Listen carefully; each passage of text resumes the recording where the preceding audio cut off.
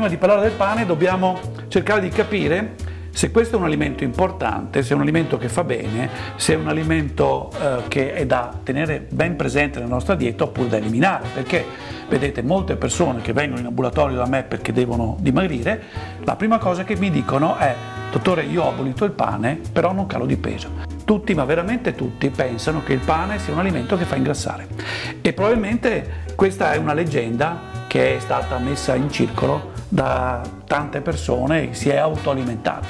In realtà il pane non è un alimento ad alta densità energetica. Il pane, se consumato nelle giuste dosi, è un alimento invece che fa molto bene al nostro organismo.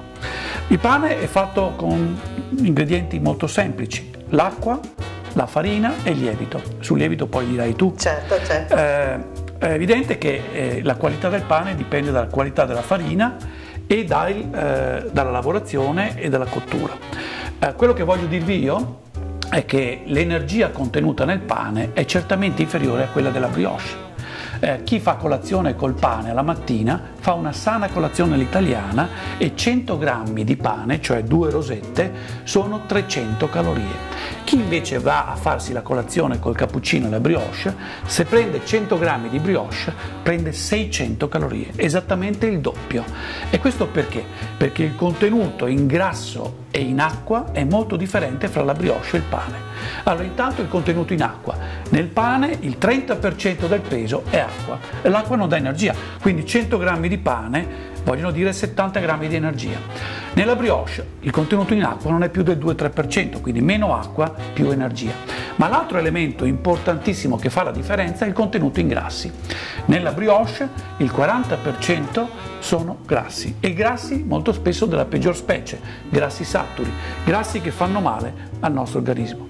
Nel pane, anche quello condito, anche quello con l'olio, il grasso non supera il 2-3%, e questo spiega la differenza in energia tra i due alimenti, e quindi la differenza di energia nelle due colazioni. Però tutte le signore dicono: io non mangio il pane ma non mi tolga la brioche.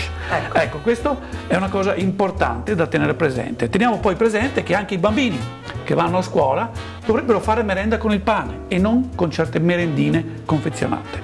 Tutto questo, insomma, ci porterebbe a considerare questo alimento come basilare nella dieta mediterranea, insieme con la pasta, con la frutta, con la verdura, un alimento da tenere quotidianamente sulle nostre tavole. Certo. C'è una preghiera che dice, bravissima, e i nostri nonni dicevano: lungo come un giorno senza pane, perché se stavano un giorno senza mangiare pane gli sembrava che non gli passasse più il tempo.